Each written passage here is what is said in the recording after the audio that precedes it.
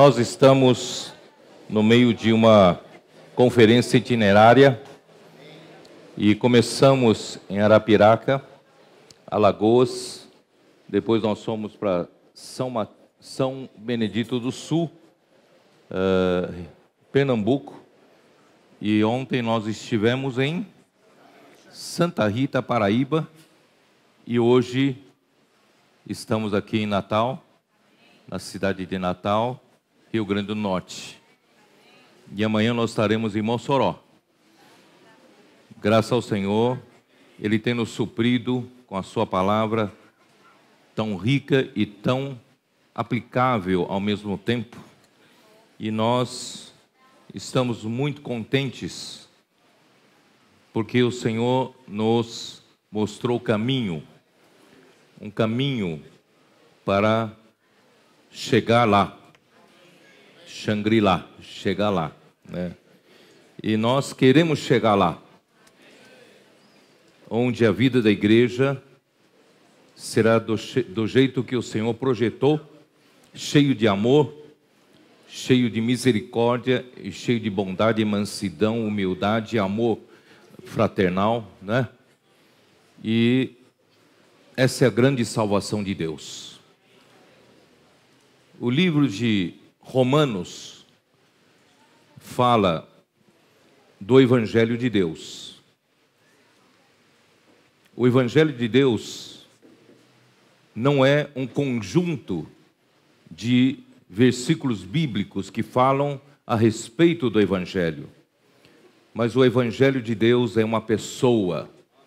O Evangelho de Deus é com respeito ao Filho de Deus, uma pessoa viva, Jesus Cristo, que vive dentro daqueles que nele creem. E esse Evangelho, que é uma pessoa viva, é o próprio poder de Deus para salvação para todo aquele que crê, primeiramente do judeu, mas também do grego. Isso nós lemos agora em Romanos 1:16. Pois não me envergonho do Evangelho, porque é o poder de Deus para a salvação de todo aquele que crê, primeiro do judeu e também do grego, visto que a justiça de Deus se revela no Evangelho de fé em fé, como está escrito: o justo viverá por fé. Irmãos, eu vou ter que seguir uma sequência, mas eu estou muito alegre. Estou muito alegre porque nós estamos no caminho certo. Estou muito esperançoso de que o Senhor vai cumprir a sua vontade por meio de nós. Se nós formos fiéis em ouvir a sua palavra e praticar a sua palavra, seguramente nós chegaremos lá. Portanto, eu queria que vocês realmente ouvissem, não meramente como uma palestra, para vocês avaliarem se foi boa ou não palestra, mas eu queria que vocês ouvissem como o caminho que o Senhor traçou para nós e que é possível nós alcançarmos o seu clímax, que é a vida da igreja do jeito que Deus projetou, que produzirá o reino, o encabeçamento de Cristo, onde Cristo será tudo e em todos. O livro de Romanos fala do Evangelho de Deus, e o Evangelho de Deus é tão rico e tão grandioso que Paulo, ele estava entristecido porque o Evangelho era primeiramente para judeu. O Evangelho foi oferecido primeiramente ao judeu, porque Jesus Cristo veio da descendência dos judeus, da descendência de Davi, para primeiramente ser oferecido aos judeus. Todavia, eles rejeitaram o Evangelho. E essa graça recaiu sobre nós, os gentios. Mas Paulo, ele tinha um amor muito grande pelos seus patrícios, seus conterrâneos. Ele queria muito que os judeus pudessem deixar de servir a Deus sem entendimento como ele fazia. Ele era zeloso da lei, ele se avantajava sobre outros da mesma idade no judaísmo, ele aprendeu a lei aos pés do mestre famoso da época, Gamaliel, e quanto ao zelo, ele era fariseu e ele era perseguidor da igreja, porque julgava que a igreja, né, era uma coisa que atrapalhava a vontade de Deus. Mas um dia, uma grande luz se incidiu sobre ele. No caminho para Damasco, aprove a Deus revelar o seu filho nesse homem. Ele ganhou a revelação. E essa revelação mudou radicalmente a vida desse homem. Ele largou tudo que ele considerava importante, de grande valor, e considerou tudo como refúgio. O que era lucro antes, agora é perda, para ganhar a Cristo. Irmãos, e ele foi o primeiro que descreveu o Evangelho de Deus dessa maneira tão completa. Talvez você ainda conheça uma pequena porcentagem do Evangelho de Deus, mas eu creio que pouco a pouco, ao amadurecer, o Senhor vai revelar mais ainda sobre o Evangelho de Deus para você. Paulo então queria muito que os de Jerusalém também pudessem ouvir esse Evangelho. Todavia, Deus não lhe encarregou para ser apóstolo dos judeus. Deus havia lhe enviado para os gentios. Mas mesmo assim, ele forçou um pouco a barra. Na sua terceira viagem, ele queria ir para Jerusalém. E para ir para Jerusalém, ele precisava de um pretexto. E ele percebeu que havia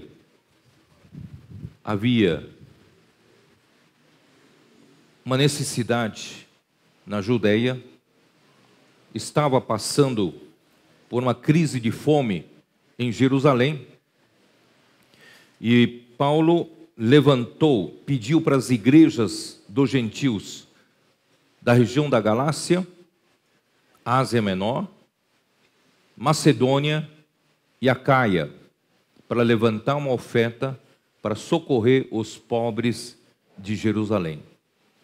Ele inicialmente não tinha se decidido que iria juntamente com as ofertas, mas por fim ele decidiu ir porque ele queria ter uma oportunidade ainda falar para os judeus. Para provar isso, eu vou mostrar para vocês um versículo, eu acho que está em Romanos 11, se eu não me engano. Vamos dar uma olhada aqui, ó. Romanos 11. Romanos 11, versículos 13 e 14. Ali diz o seguinte: dirijo-me a vós outros que sois gentios. Quer dizer, ele estava falando para os crentes romanos que era uma igreja formada por maioria gentios. Visto, pois, que eu sou apóstolo dos gentios, glorifico o meu ministério, para ver se de algum modo posso incitar à emulação os do meu povo e salvar alguns deles, que incitá-los à inveja, para que pudesse despertar alguns dos judeus para ouvir o Evangelho, para conhecer o Evangelho de Deus, para salvar alguns. Quer dizer, Paulo tinha essa intenção quando ele decidiu ir para Jerusalém, porque ele tinha um encargo muito grande de falar desse Evangelho para os judeus. Eu posso mostrar para vocês em Romanos 9, vocês vão ver o coração dele de querer ir para Jerusalém. Capítulo 9, versículo 1. Digo a verdade em Cristo, Romanos, tá?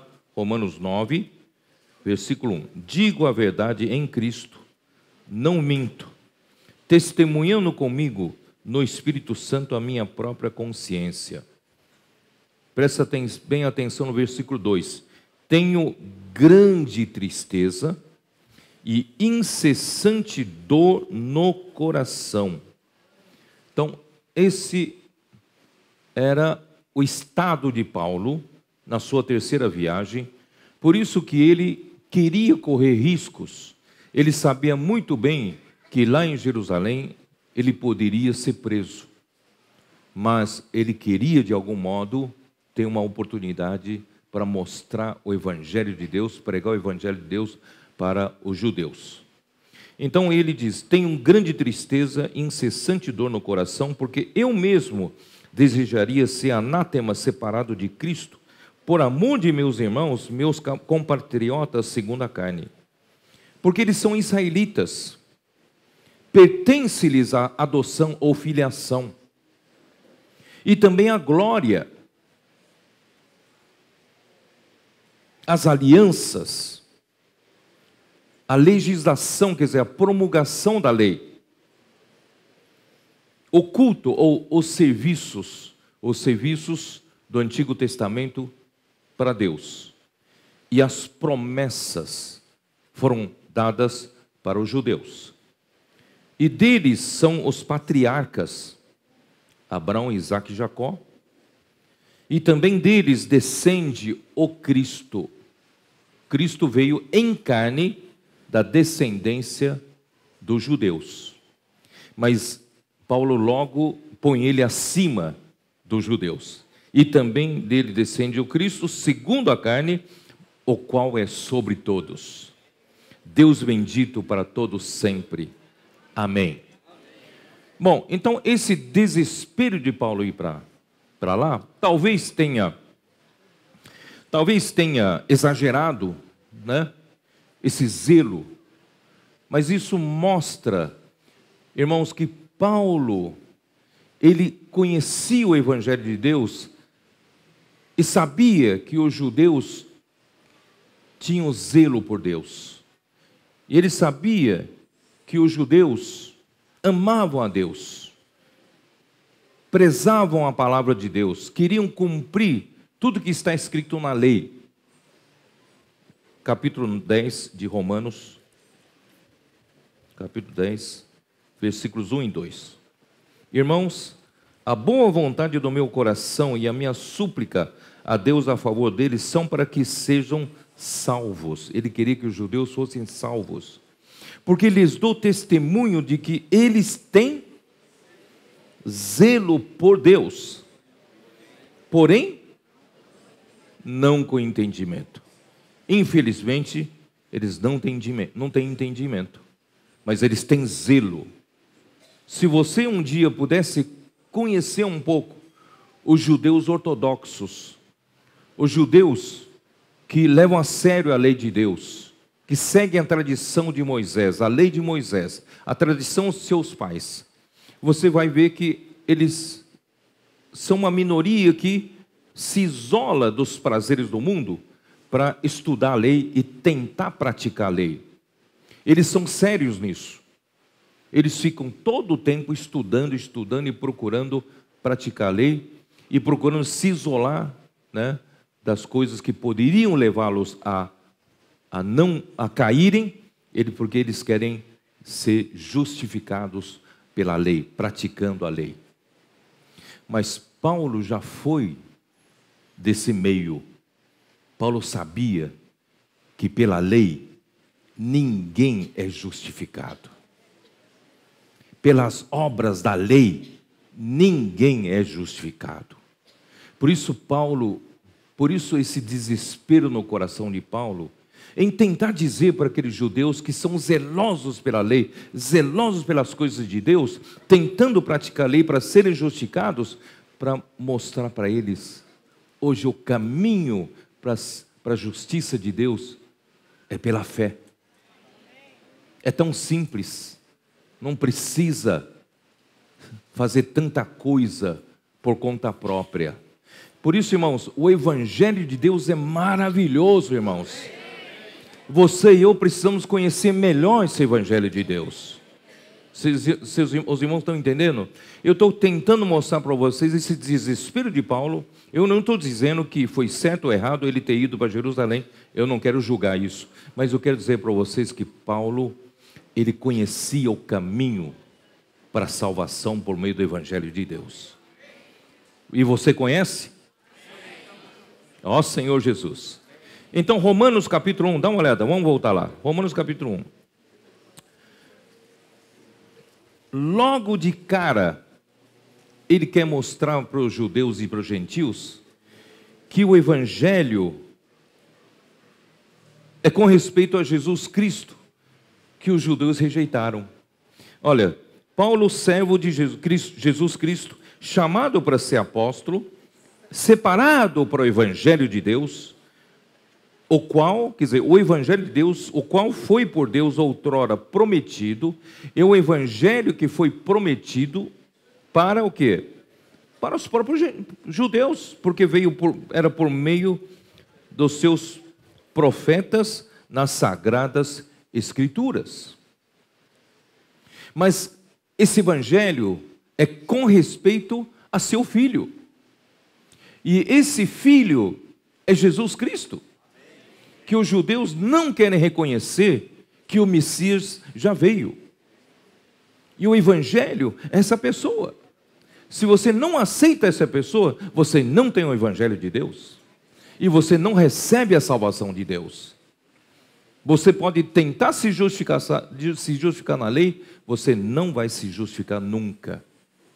Então, logo de cara, ele abre o jogo. Jesus Cristo é esse Evangelho que veio, né? O qual, segundo a carne, veio da descendência de Davi.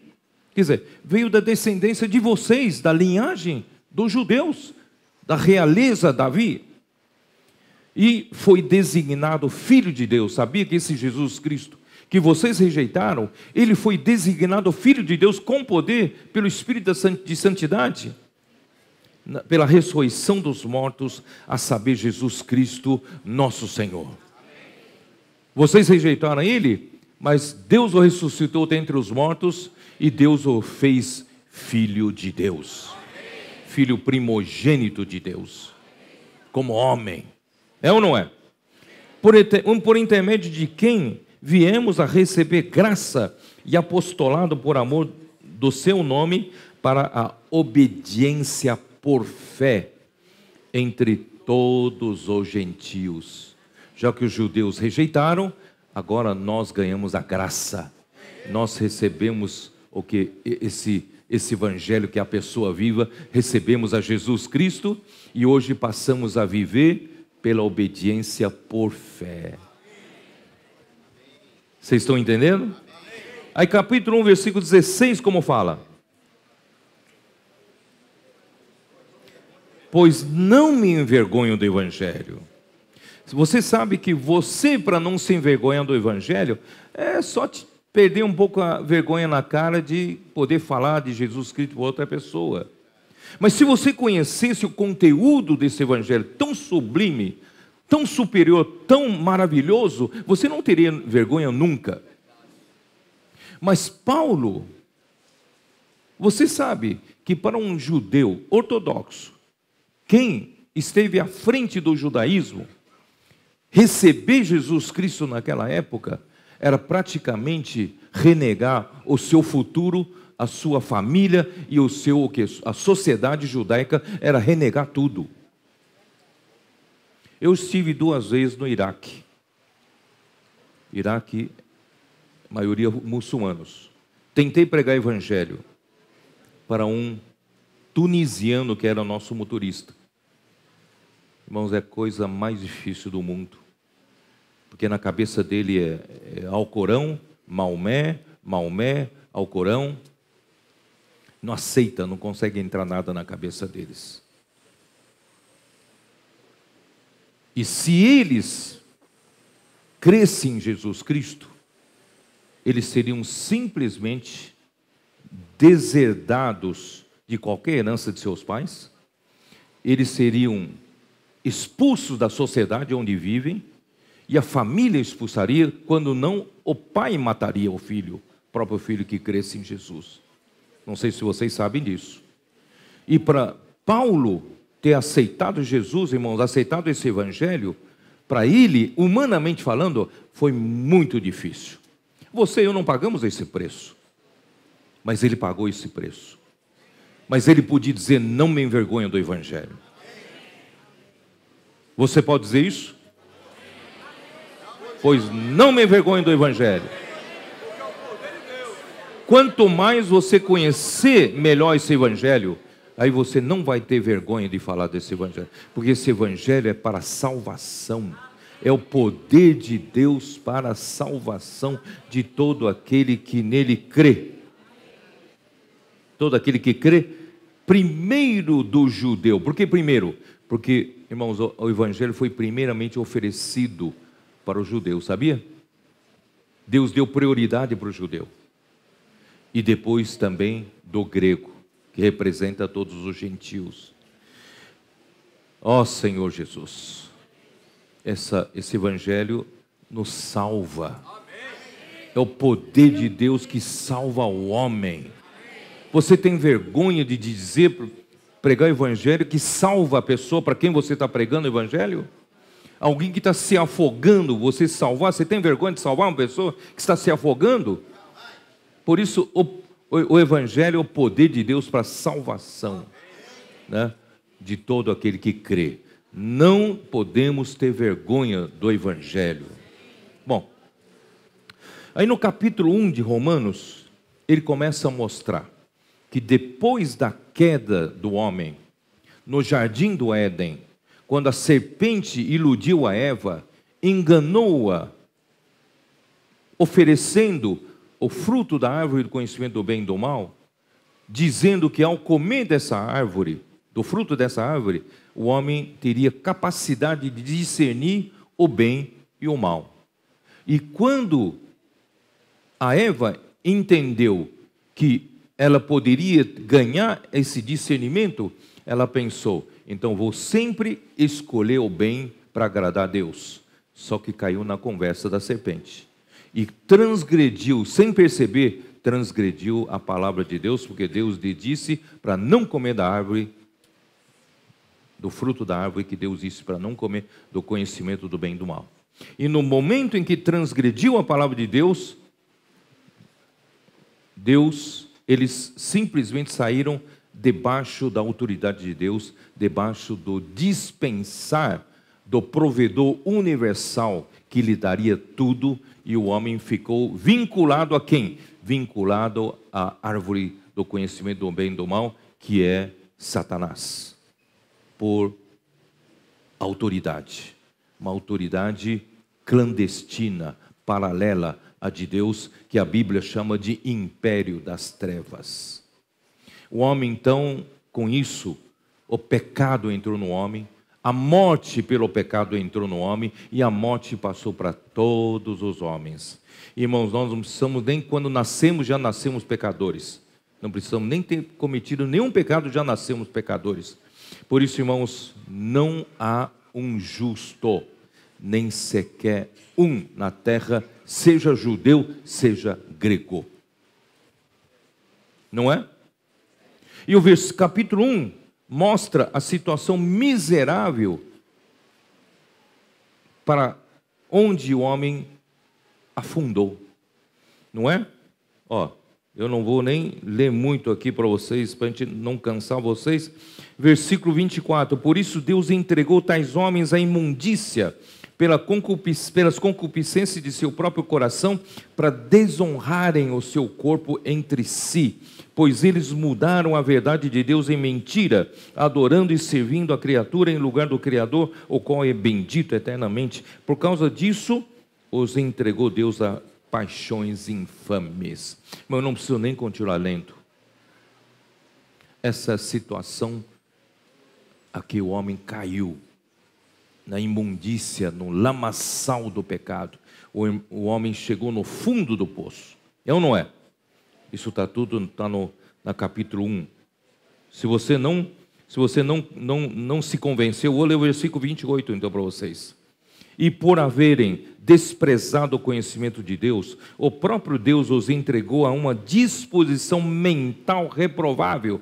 Irmãos, a nossa mente, depois da queda do homem, só pensa em coisa reprovável, horrível, não é? Às vezes você quer controlar sua mente, mas sua mente às vezes pensa coisas que não devem. É ou não é? Para praticarem coisas inconvenientes, cheios, presta bem atenção, cheio de toda injustiça, malícia, avareza e maldade, possuídos de inveja. Não é a sociedade em que vivemos? Movida por inveja, onde tem homicídio, contenda, dolo, malignidade, difamadores. Tem ou não tem isso no nosso meio, na sociedade? Caluniadores, aborrecidos de Deus, insolentes, soberbos, presunçosos, inventores de males, desobedientes aos pais, insensatos, pérfidos, sem afeição natural. O homem está perdendo totalmente a afeição humana. Você já percebeu isso?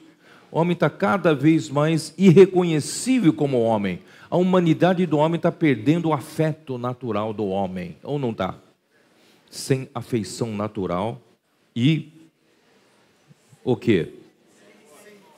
É onde eu quero chegar. O fundo do poço, irmãos, é o homem ter chegado a um ponto de não ter mais misericórdia. Sem misericórdia. Porque o título dessa mensagem é As Ternas Misericórdias de Cristo Jesus. Então, o homem não tem mais misericórdia, não tem compaixão. Cada um por si, cada um quer o melhor para si, passando por cima dos outros. Não é assim? Esse é o mundo no qual vivemos. Ora, conhecendo eles a sentença de Deus e que são passíveis de morte os que tais coisas praticam, não somente as fazem, mas também aprovam os que assim fazem. Irmãos, Deus é misericordioso demais para conosco. No meio dessa situação em que todos nós estávamos atolados em pecado, não tem salvação para o homem, porque o homem não consegue se justificar nunca diante de Deus. Pode tentar fazer o bem, ninguém é justificado. Todo homem foi condenado à morte eterna, sabia disso? Já foi sentenciado a nós morrer no fogo eterno e ser queimado na perdição eterna. Mas Deus, sendo rico em misericórdia e com grande amor com que nos amou, vou dizer para você outra vez, Deus sendo rico em misericórdia. O homem perdeu totalmente a misericórdia, mas Deus é a fonte de misericórdia. Sendo rico em misericórdia e com grande amor com que nos amou, Ele nos salvou. Enviou seu próprio Filho e se fez homem. E no fim morreu na cruz por nós. Derramou seu sangue precioso, irmãos, para Deus poder. Deus, Ele não podia tornar impunes os nossos pecados. Alguém tinha que pagar pelos pecados. E sem derramamento de sangue, Hebreus 9 fala, não há remissão de pecados. E se nós derramarmos o nosso sangue, também estaríamos acabados para Deus. Mas alguém morreu em nosso lugar. O Cordeiro de Deus que tira o pecado do mundo, Jesus Cristo, morreu uma morte vicária, uma morte substitutiva, morreu em seu lugar, em meu lugar. E Deus então, por meio da morte de Cristo, e pelo fato de você ter crido nessa obra da redenção, dá base para Deus aplicar sua justiça. Porque Deus é justo, Ele não pode simplesmente considerar o pecado como nada. Ele precisa resolver o problema da justiça. Cristo morreu por nós. E Deus então nos justificou quando cremos em Cristo e na sua obra redentora. E quando nós cremos e invocamos, ó Senhor Jesus, Tu és o meu Senhor. A partir daquele dia, naquele momento, Deus pôde perdoar os seus pecados. Não é simplesmente passar a mão na cabeça e dizer, filho, tudo bem o que você fez, não tem problema. Não, não é isso. Alguém teve que pagar pela sua dívida. Cristo pagou pela nossa dívida. Irmãos, graças a Deus nós somos salvos. Pela graça sois salvos. Irmão, nós somos salvos no nosso espírito. Nós nos tornamos filhos de Deus. Nascemos do Espírito. Jesus disse para Nicodemos, aquele que é nascido da carne é carne, mas aquele que é nascido do Espírito é Espírito. O nosso espírito humano, na queda do homem, amorteceu-se, morreu. Mas na regeneração, quando aceitamos a Cristo, nosso espírito ganhou vida. E hoje, nosso espírito foi salvo. O Espírito de Deus, a vida de Deus está no nosso espírito. Você é salvo, você é filho de Deus, uma vez salvo, é salvo para sempre.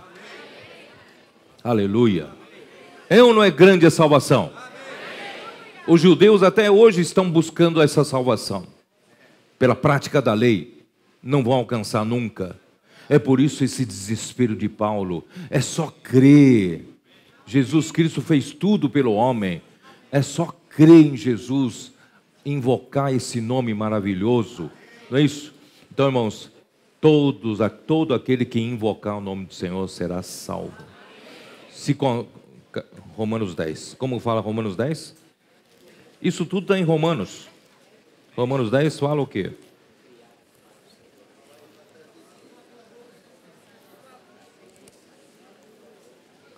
Versículo 8 diz, porém que se diz, a palavra está perto de ti, na tua boca, no teu coração. Isto é, a palavra da fé que pregamos.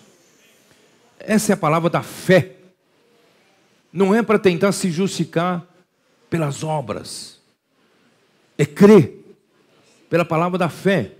Se com a tua boca confessares como Senhor, a Jesus como Senhor, e em teu coração creres que Deus o ressuscitou dentre os mortos, será salvo.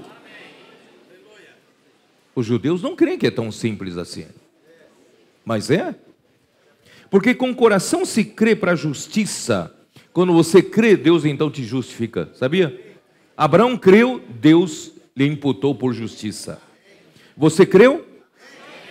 Deus lhe imputou por justiça porque você creu. Não é? Então, com o coração se crê para a justiça e com a boca se confessa a respeito da salvação.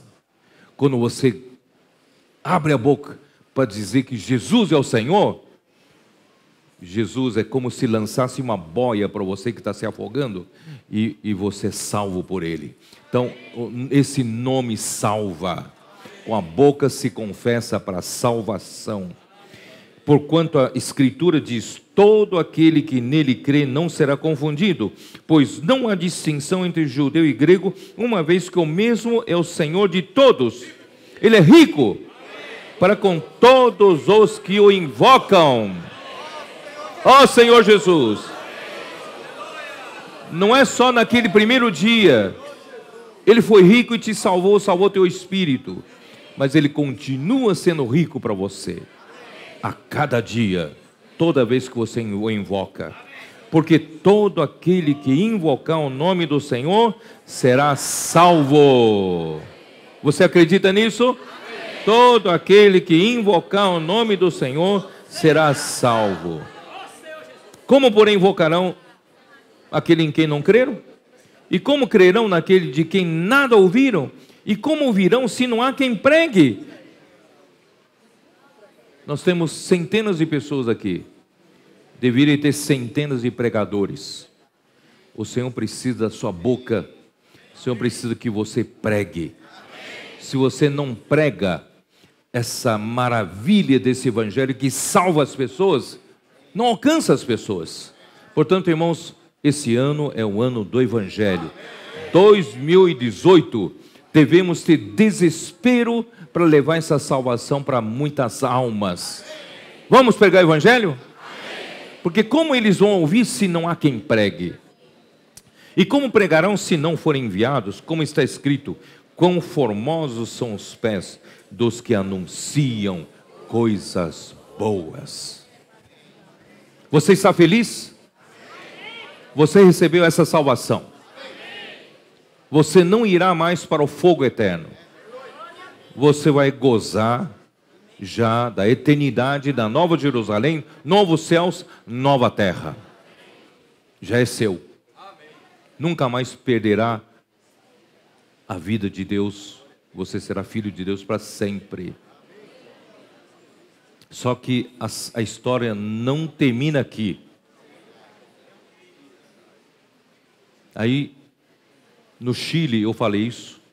Depois da reunião, o irmão veio me perguntar: mas Pedro, você falou que a salvação não perde. Mas se aquele que depois que ganhou a salvação e não quer nada com o Senhor,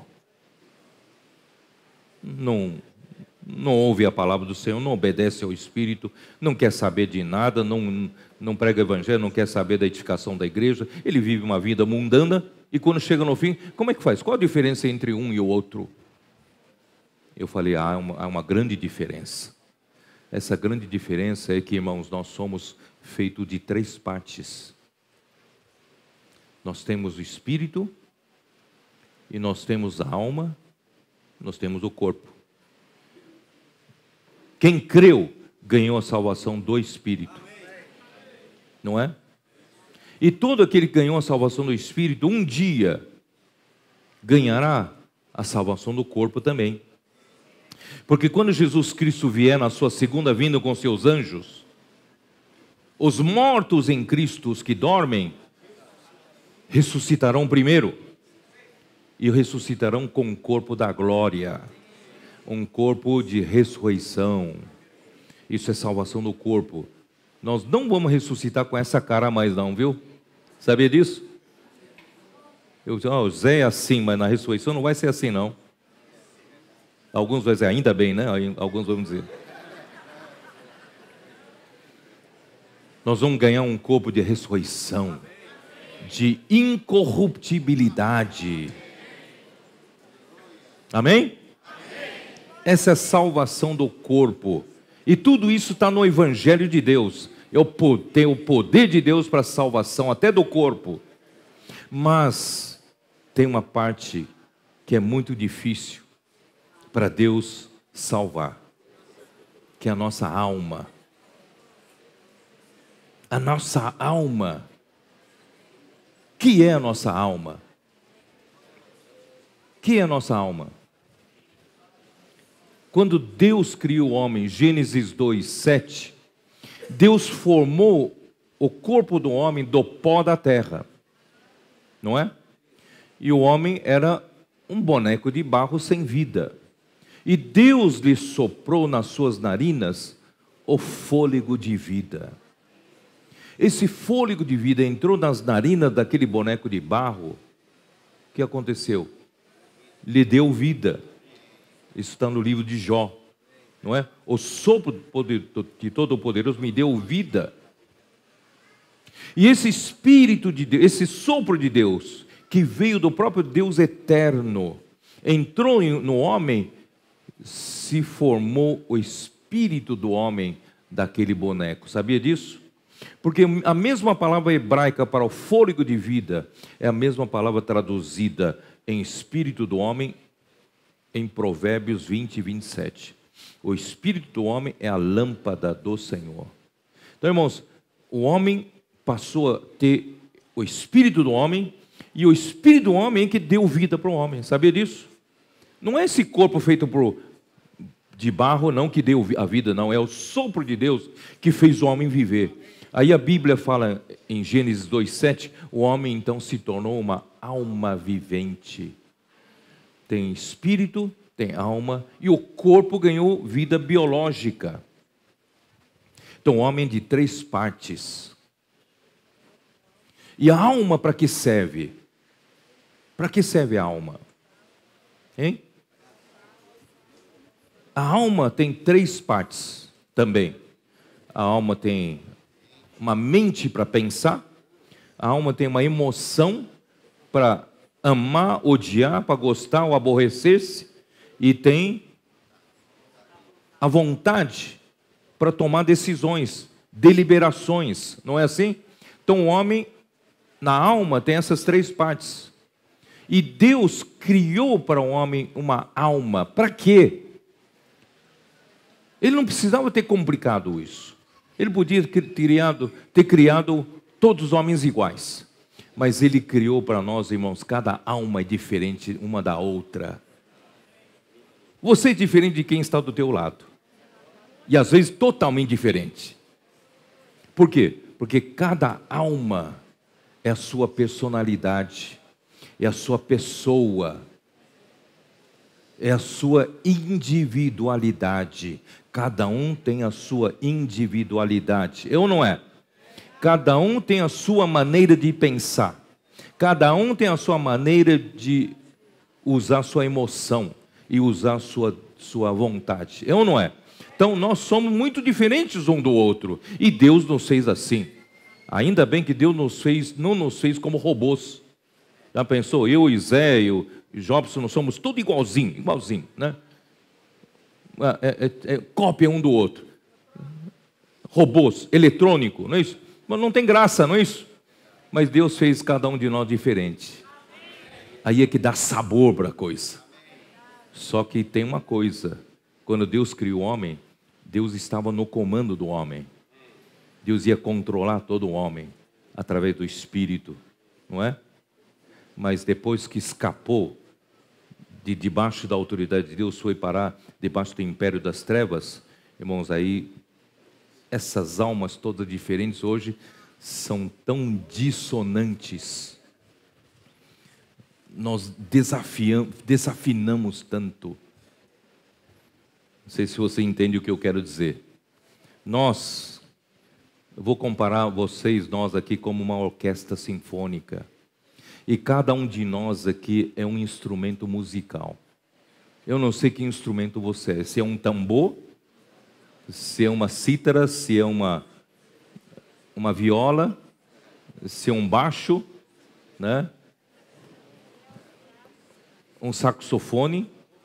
Mas cada um de nós é um instrumento. Você imagina se Deus não nos colocasse sob controle dele e não trabalhasse em nós, eu digo na nossa alma, e nos colocasse todos juntos, e Deus quiser nos reger e tocar uma música, ia ser horrível. Cada um soltaria um som esquisito que não casa uma coisa com a outra. Não é mesmo? Por isso, irmãos, Deus quer trabalhar na nossa alma. Deus quer salvar a nossa alma, tornar a nossa alma obediente a Ele, ficar sob o seu comando. Você já imaginou quando uma orquestra bem treinada, bem aperfeiçoada, sob o comando do maestro, era só o maestro fazer assim, o som que sai é maravilhoso. E Deus vai fazer da sua igreja a obra-prima, o poema. Em Efésios capítulo 2, ninguém vai desafinar, ninguém vai soltar um som estranho, todos nós estaremos sob o comando de Cristo, da cabeça. Mas isso só vai ter resultado se permitirmos Deus trabalhar na nossa alma, operar a salvação da nossa alma. Você permite Deus trabalhar em você? Para Deus trabalhar na sua alma, operar a salvação da sua alma, Deus precisa do seu consentimento. Você consente? Está disposto para Deus trabalhar? A igreja em Filipos, vou voltar para Filipenses. A igreja em Filipos, pela pregação de Paulo, à beira do rio, havia a Lídia, sedenta pela palavra, ouviu a palavra do Evangelho, e ela levou toda a casa a ser salva e ser batizada. E depois, Paulo e Silas foram presos e levantou-se uma situação. Paulo pregou o evangelho para o carcereiro e toda a sua família, toda a sua casa, e eles foram salvos e batizados. O evangelho, que é o poder de Deus, chegou em Filipos para aquelas pessoas, e todas essas pessoas ganharam a salvação do Espírito. Nunca mais irão para o fogo eterno, para a perdição eterna. Não é isso? Era uma igreja maravilhosa, que amava o apóstolo, que ouvia a palavra do apóstolo, cooperava com o apóstolo, não é? Eles tomaram a palavra do apóstolo para praticar. Eles eram maravilhosos. Supriram, pouquíssimas igrejas supriram a necessidade de material de Paulo, mas a igreja em Filipos foi muito fiel em suprir a necessidade do apóstolo. Não é? Mas por que Paulo escreveu a carta aos Filipenses? Havia um problema lá. Qual é o problema?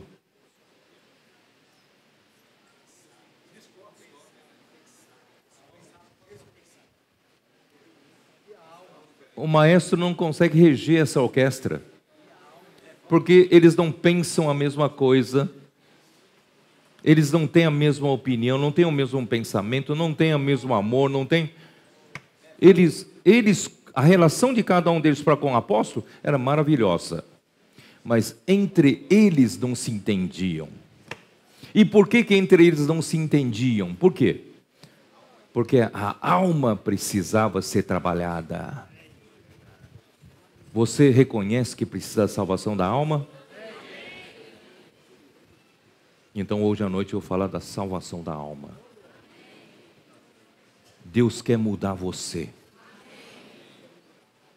Irmão, se a gente não cooperar com o Senhor nessa segunda parte, que é a principal parte da nossa salvação, que é a parte mais difícil, irmão, nós vamos ser que nem aquela primeira geração do povo de Israel no deserto.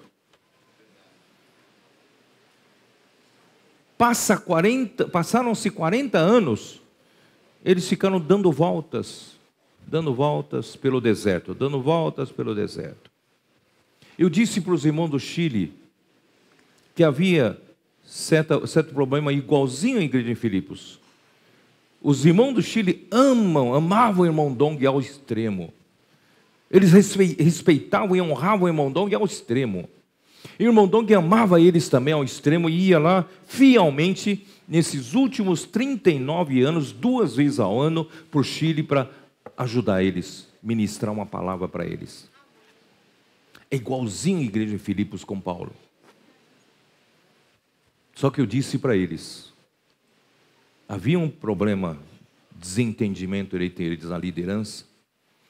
Falei, cada vez que o irmão Dong voltava, vocês voltavam para o mesmo ponto. Aí o irmão Dong vai embora, dá uma palavra, amém, que palavra maravilhosa, daí o irmão Dong vai embora, e quando volta aqui, encontra eles na mesma situação. 39 anos, só falta 1 ano, eu falei, só falta 1 ano para completar 40. Vocês querem dar mais uma volta ainda?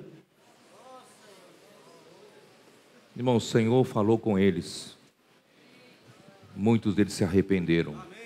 Espero que dessa vez seja para valer.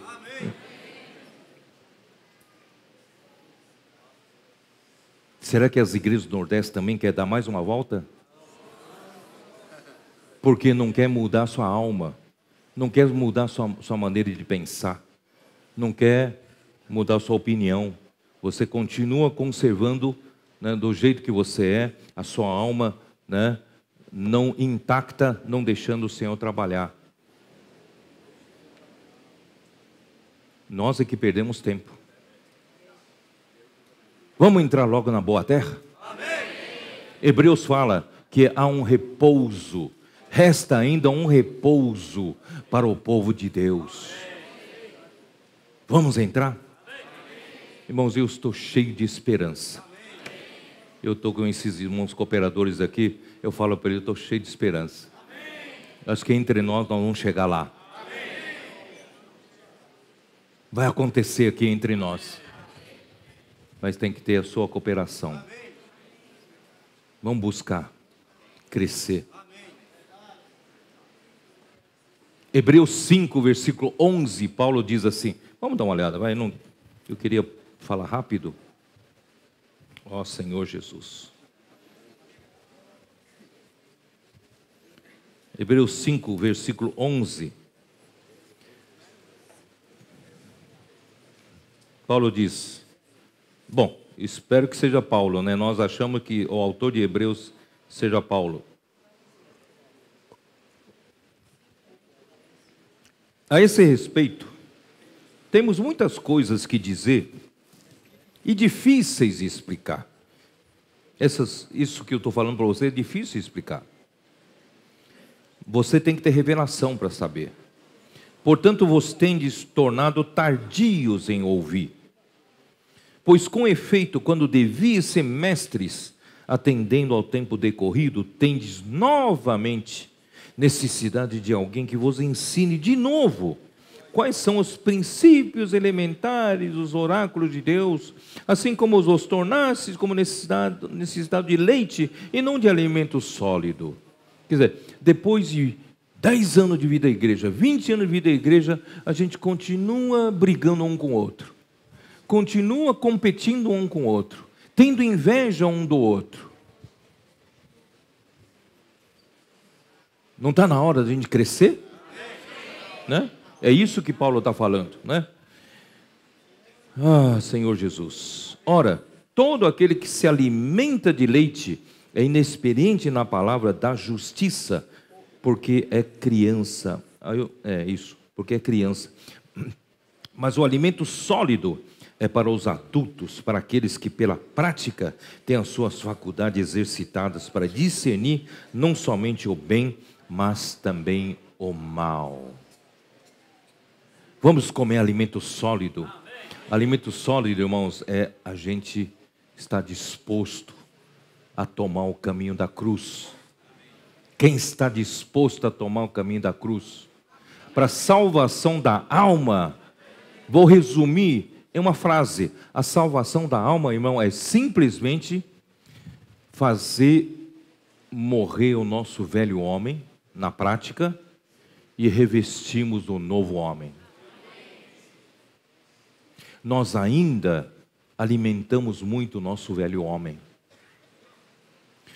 Aí eu vou para o versículo que nós lemos hoje, Romanos 2, não é isso? Romanos 2.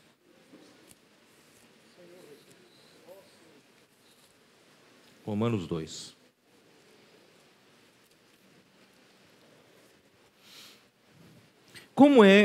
Qual é a característica principal do velho homem? Qual é a característica do velho homem no seu comportamento? Sua raiz do problema.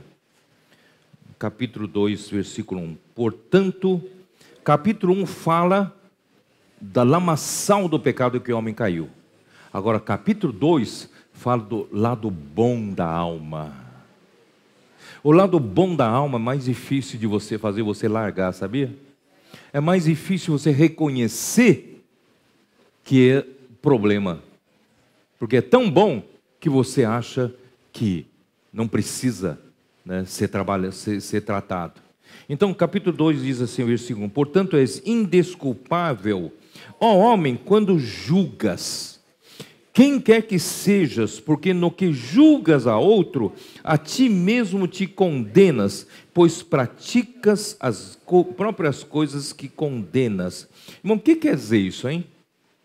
Isso quer dizer que o velho homem, ele tem uma característica que você pode perceber. Toda vez que aparecer isso, você vai dizer, eu estou vivendo no velho homem. Que é de julgar os outros. Que é de condenar os outros. Quem aqui nunca julga de ninguém? Quando levanta alguém e fala alguma coisa, você já está julgando. Quando alguém fez uma coisa na igreja, então você já está julgando, não é verdade? Nós todos julgamos as pessoas. Tão facilmente julgamos, tão facilmente condenamos, e nós medimos uns aos outros com a nossa própria régua. Eu já disse isso no passado, não é? Essa é a principal característica do velho homem. O velho homem, eu vou ter que ir de novo lá para Colossenses 3, para mostrar um pouquinho para vocês.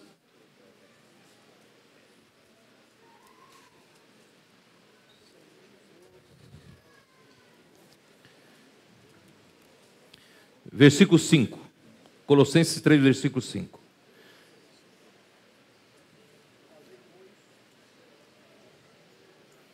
Você não quer mais dar mais uma volta no deserto?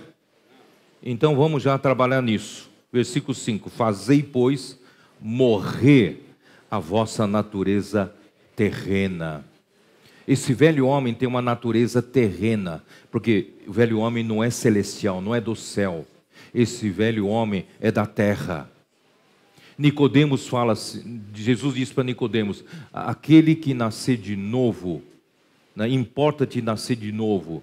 E nascer de novo, irmãos, é nascer do alto, não é da terra. Você nasceu do alto ou você é terreno na sua vida espiritual? Nós nascemos do alto. Por isso os primeiros versículos, 4 versículos do capítulo 3 diz: portanto, se fosse ressuscitado juntamente com Cristo, buscai as coisas lá do alto, onde Cristo vive assentado à direita de Deus. Porque se nós vivemos pelo novo homem, nós vivemos pelas coisas lá do alto. Pensai nas coisas lá do alto, não nas que são aqui da terra. Porque morrestes e a vossa vida está oculta juntamente com Cristo em Deus.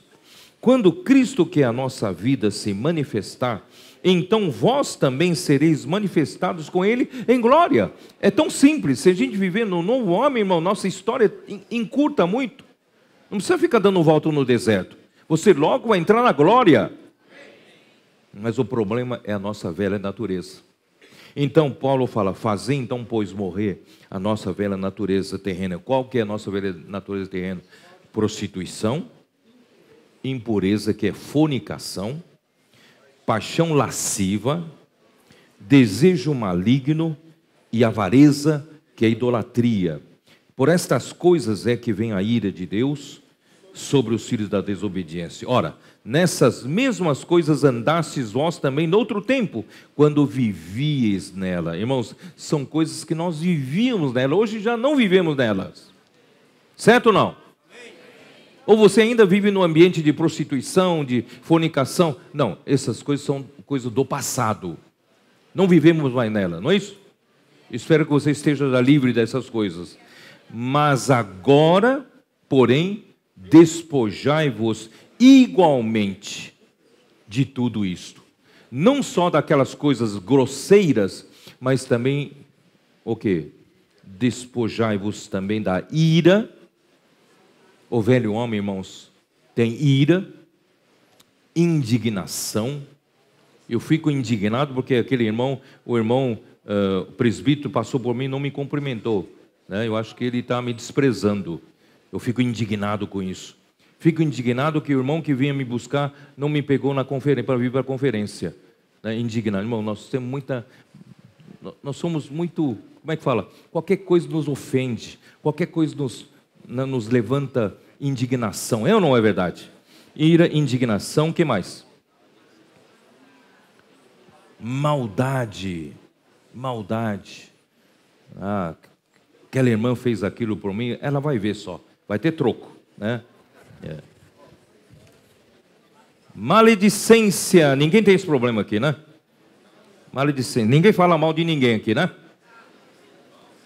Olha, eu quero alertar uma coisa, se você tem hábito de, na sua casa, na sala, na mesa de jantar, comentar a vida de cada um, dos outros, e falando mal dos outros, depois não vai perguntar porque os seus filhos não querem mais andar no caminho do Senhor. Se na sua casa todos são tementes ao Senhor, não ficam falando mal, não fica falando mal dos outros, mas ora pelos outros. Aí você vai criar os seus filhos com santidade no lar. Linguagem obscena do vosso falar. No passado a gente está tão acostumado a falar palavrão, não é isso? Palavrão e tal. Mas agora, irmão, vamos cuidar, não é isso? Não é bom. Não mintais uns aos outros, uma vez que vos despistes do velho homem com seus feitos. Irmão, nós não mentimos, não fingimos, não agimos, não omitimos, nem falamos meias verdades. Nós temos que ser sinceros uns com os outros. E porque nós despimos do velho homem, tem que tirar essa roupa. O velho homem com uma roupa velha que precisa tirar. E vos revestistes do novo homem, que se refaz para o pleno conhecimento, segundo a imagem daquele que o criou, no qual não pode haver grego, nem judeu, circuncisão, nem incircuncisão, bárbaro, cita, escravo, livre, porém Cristo é tudo em todos. Irmão, isso é novo homem. Cristo quer ser tudo em todos aqui. Então, quando ele levantar para reger essa orquestra, ele tem controle de todos os instrumentos. Esse é o ponto onde quer chegar. Você acha que utopia é isso? Eu estou falando uma coisa impossível de se chegar? Irmãos, o Evangelho de Deus é o poder de Deus. Ele vai nos salvar. Revesti-vos, pois, como eleitos de Deus, santos e amados, de ternos afetos de misericórdia. Irmãos, cheguei onde eu queria chegar. Irmão, o velho homem, ele tem uma característica: toda vez que aparece esse sinal, você já percebe que está vivendo pelo velho homem, que é julgar os outros, criticar os outros, falar mal dos outros. Mas o novo homem também tem um sinal, tem uma característica. Quando você tem esse sinal, você já percebe: opa, eu estou vivendo pelo novo homem. Qual que é? Quem sabe? Ternos afetos de misericórdia. Irmãos, essa palavra, ternos afetos, em grego, é splankinon. Splankinon são as vísceras, as entranhas de Cristo. Jesus Cristo, quando veio à terra, você sabia que ele não sabia ainda o que é uma vida de homem, não? Ou você pensa que Jesus já veio como sabe tudo, já sabia de tudo? Não, ele foi aperfeiçoado pelas coisas que sofreu. Ele aprendeu a obediência por meio dos sofrimentos. Sabia disso ou não? Ele também, hoje, ele pode se compadecer das nossas fraquezas, porque ele também passou pelas mesmas situações, só que ele nunca pecou. Ele também foi tentado à nossa semelhança com respeito a todas as coisas. Você crê nisso ou não? Amém. Jesus teve que aprender para ser homem. Deus, nosso Deus, é um Deus cheio de misericórdia. Você sabia disso? Amém. Se Deus não usasse de misericórdia para com o homem, ai de nós, estaríamos todos consumidos pelo fogo. Acredita nisso ou não? Os anjos desobedeceram uma vez, não houve mais chance de perdão. Mas Deus, ele socorre a descendência de Abraão. Quantas vezes você erra por dia? E Deus continua te perdoando. Então Deus, ele usa de misericórdia para com o homem. E essa mesma natureza está no novo homem, em Cristo. Deus quer nos dar essa natureza de misericórdia. Vocês estão dispostos a ouvir, não? Senhor Jesus. Lamentações 3:22. Quem pode ler para nós? As misericórdias do Senhor são a causa de não sermos consumidos. Amém. Jesus, misericórdia não tem fim. Amém. Todos ouviram? Amém. Vamos ler tudo junto uma vez? Lamentações 3:22. As misericórdias do Senhor são a causa de não sermos consumidos, porque as suas misericórdias não têm fim. Ele é a própria fonte de misericórdias. Versículo 23, renovam-se cada manhã. Renovam-se cada manhã. Cada manhã Ele renova sua misericórdia para com você. E grande é a tua fidelidade. Sabe o que é fidelidade? Fidelidade é digno de confiança. Pode confiar. Pode confiar que amanhã de manhã virá mais misericórdia.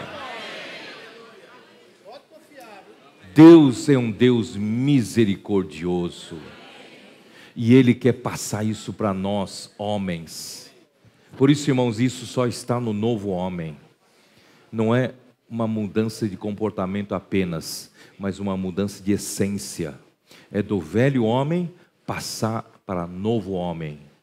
Nesse novo homem, nós temos as ternos afetos de misericórdia, no esplêndido de Jesus. Amém? Senhor Jesus. Colossenses 3. Revesti-vos, pois, como eleitos de Deus, santos e amados, de ternos afetos de misericórdia, de... Todo o resto, irmãos, é consequência da misericórdia. De bondade, de humildade, de mansidão, de longanimidade. Suportai-vos uns aos outros, perdoai-vos mutuamente, caso alguém tenha motivo de queixa contra outrem, assim como o Senhor vos perdoou, assim também perdoai vós. Irmãos, esse é o viver do novo homem que Deus tanto sonha.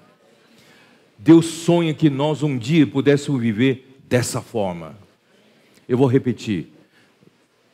Enchendo-nos de misericórdia, com afeição humana, nós de bondade, de mansidão, de longanimidade, e que mais?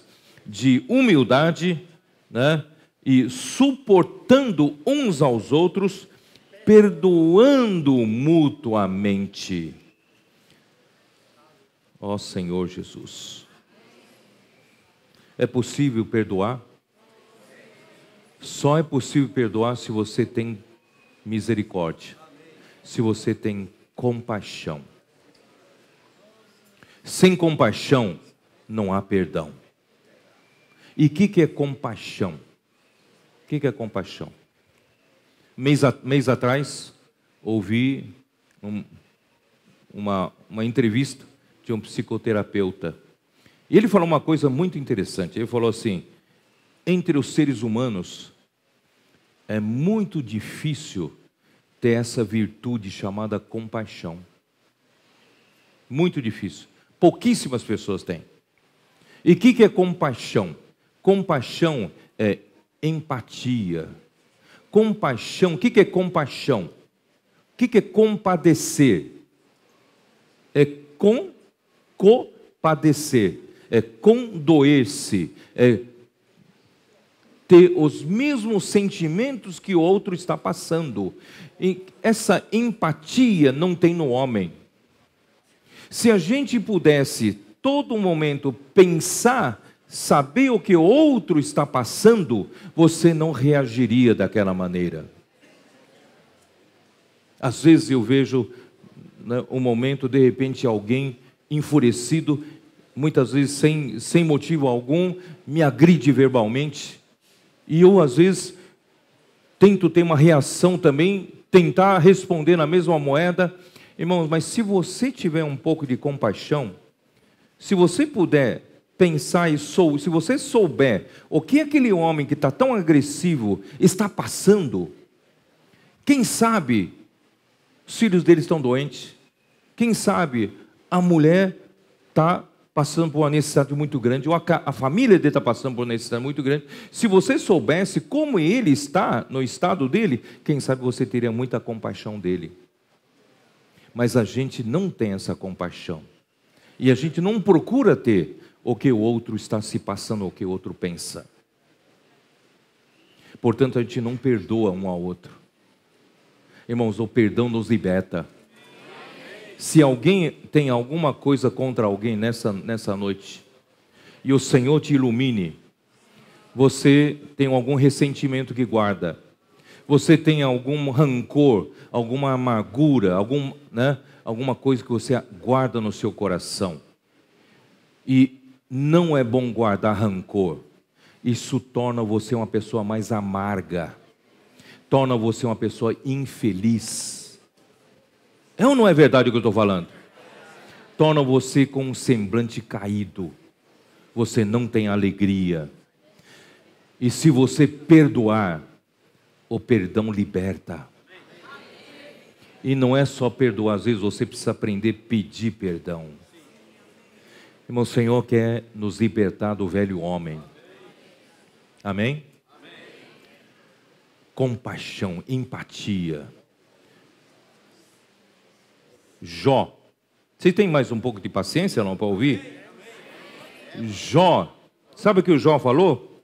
Jó era íntegro, homem justo, desviava-se do mal, e quando Deus fez toda aquela desgraça cair sobre Jó, e Jó, no capítulo 10 de Jó, isso machucou muito Deus. Jó disse para Deus: Deus, você por acaso tem olhos de carne? Você por acaso sabe como o homem pensa, se passa com o homem? Você não sabe como eu... quer dizer que Deus não tem compaixão dele, Deus não tem empatia, não sabe o que está passando no seu coração. Irmãos, Deus realmente, se Deus não tivesse tido a experiência de ser homem, Deus seria esse que nunca iria entender o homem. Mas, irmãos, Deus fez questão de vir aqui conhecer a vida humana. Se você não acredita, vamos abrir em Jó, vai. Jó 10.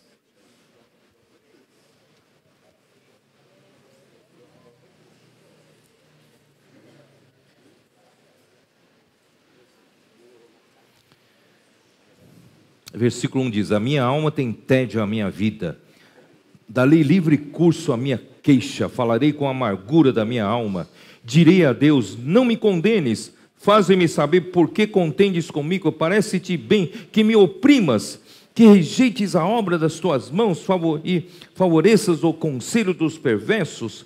Tens tu olhos de carne, acaso vês tu como vê o homem? São os teus dias como os dias do mortal? Ou são os teus anos como os anos de um homem, para te informares da minha iniquidade e averiguares o meu pecado?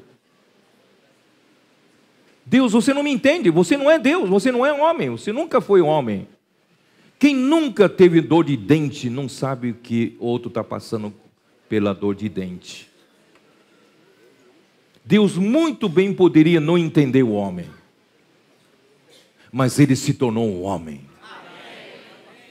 E passou por todas as situações que o homem normal passa. E Deus pode se compadecer do homem. Mateus 9. Senhor Jesus. Mateus 9. Versículo 35. E percorria Jesus todas as cidades e povoados, ensinando nas sinagogas, pregando o evangelho do reino e curando toda sorte de doenças e enfermidades. Vendo ele as multidões, compadeceu-se delas. Esse verbo compadecer-se é esplanquinizomai, é um verbo derivado de splanquinon, das entranhas, né? Então ele se compadeceu das multidões, porque estavam aflitas e exaustas como ovelhas que não têm pastor. Irmão, Jesus, quando veio na terra, ele se compadeceu dos homens. Irmãos, não sei se você sabe, nesse mesmo momento, Ele sabe o que está passando no seu coração. Ele sabe o que você está passando.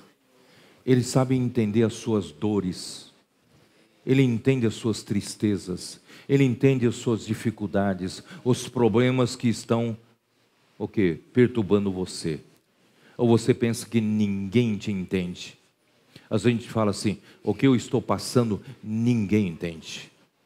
Mas irmãos, 1 Pedro 2,25 diz que Jesus é o bispo e pastor das nossas almas. Ele se tornou um homem, ele se fez homem. Ele pode se compadecer-se do homem. Ele sabe o que está passando. Irmãos, hoje vindo de João Pessoa para cá, no caminho, estava meditando sobre isso. Falei, que conforto é sabendo que eu tenho um Senhor que entende o que eu estou passando. Porque Ele se compadece, Ele tem compaixão. Ele tem empatia para comigo. Ele sabe o que se passa comigo. Irmãos, não é um conforto saber disso? E você sabe que Ele foi feito sumo sacerdote? Deus o nomeou sumo sacerdote para cuidar de você? Por isso perguntei se vocês têm tempo. Está em Hebreus. Hebreus. Primeiro capítulo 2, versículo 27, capítulo 17. Versículo 17. Capítulo 2, versículo 17. Primeiro eu leio o versículo 16 que eu comentei, talvez vocês não saibam onde está. Pois ele evidentemente não socorre anjos, mas socorre a descendência de Abraão. Está aqui nesse versículo, tá? Então Deus tem muita compaixão do homem. Por isso mesmo convinha que em todas as coisas se tornasse semelhante aos irmãos. Era importante Jesus se tornar igualzinho a nós. Para quê? Hein? Para ser misericordioso e fiel, sumo sacerdote. Misericordioso, irmão, vem da compaixão, empatia, e fiel vem da fidelidade, é confiável, ele é constante. Não é que um dia ele é misericordioso, mas no outro dia ele me castiga, não. Ele é misericordioso e confiável. Não é? Ele é o sumo sacerdote. Onde está? Nas coisas referentes a Deus, para fazer propiciação pelos pecados do povo. Pois naquilo que ele mesmo sofreu, tendo sido tentado, e é poderoso para socorrer os que são tentados. Quem é que está passando por uma situação dessa? O Senhor é o sumo sacerdote. Ele pode socorrer você. Ele entende você. E sabe quando ele foi nomeado sumo sacerdote? Vira a página da Bíblia. Hebreus 5. Versículo 5. Assim também Cristo a si mesmo não se glorificou para se tornar sumo sacerdote, mas o glorificou aquele que lhe disse: Tu és o meu filho, eu hoje te gerei. Isso foi na ressurreição, não foi? Mas nesse mesmo dia, na ressurreição, como em outro lugar também diz: Tu és sacerdote para sempre, segundo a ordem de Melquisedeque. Quer dizer, no mesmo dia que Jesus, na ressurreição, se tornou filho de Deus, o homem se tornou filho primogênito de Deus, ele foi nomeado sumo sacerdote da ordem de Melquisedeque. Sabia disso? Eu vou lá para baixo, no versículo 8. Embora sendo filho, aprendeu a obediência pelas coisas que sofreu, e tendo sido aperfeiçoado, tornou-se autor da salvação eterna para todos os que lhe obedecem.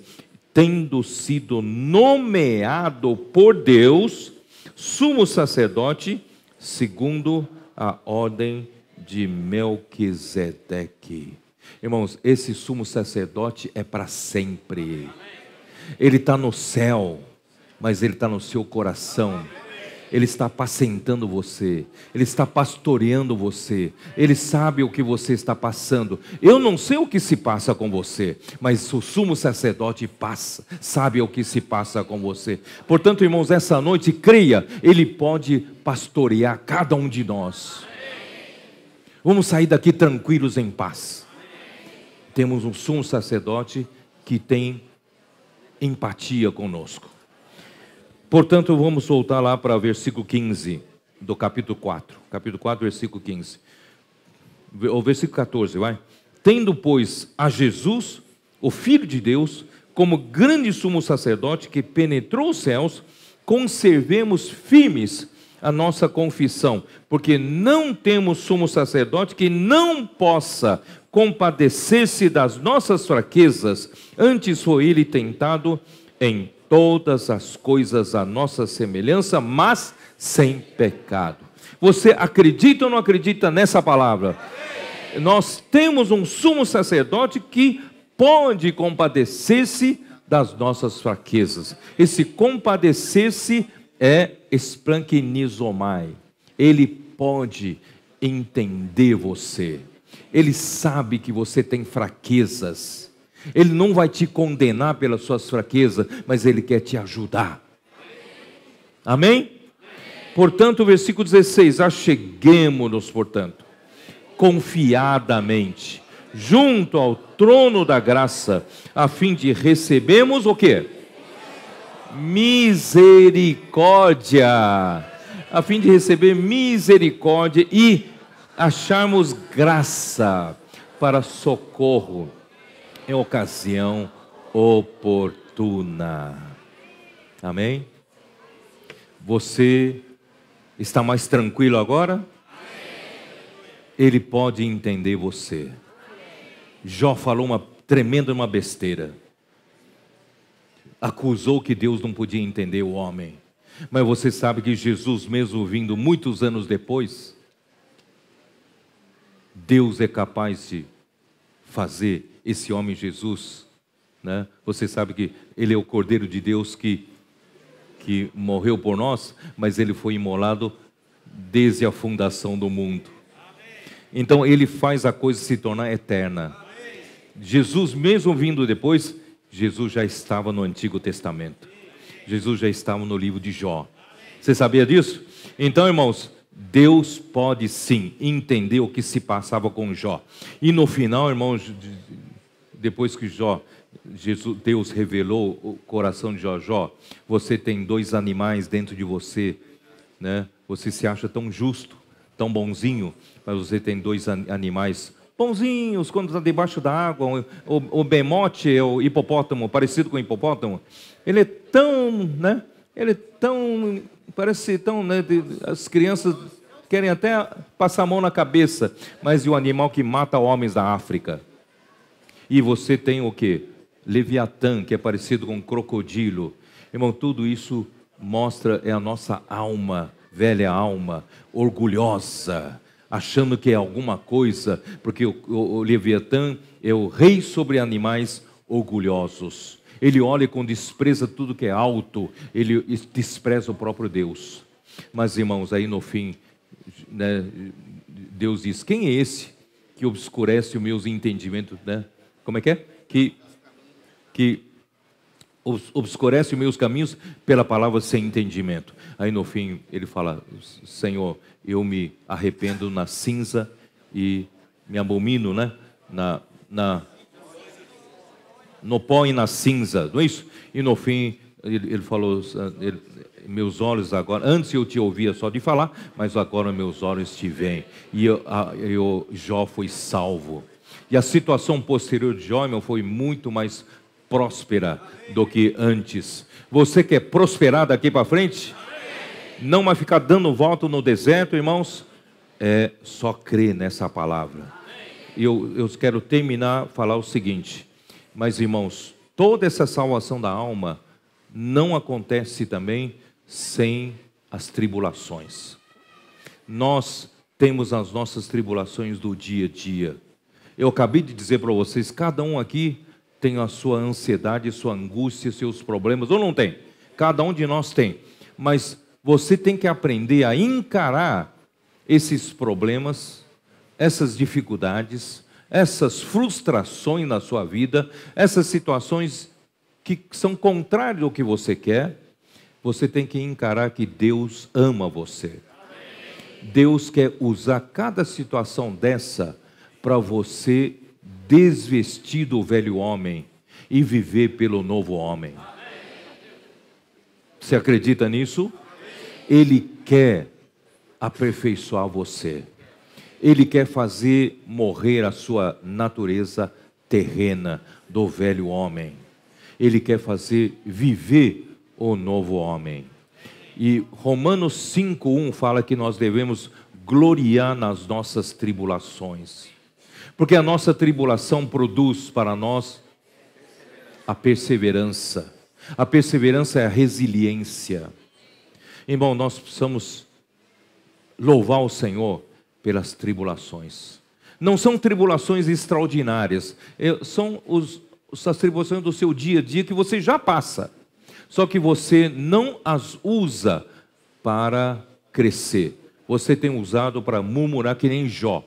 Você chega uma hora e fala: Senhor, você não entende a mim, como Jó. Você não tem olhos de carne, você não é homem, você é Deus.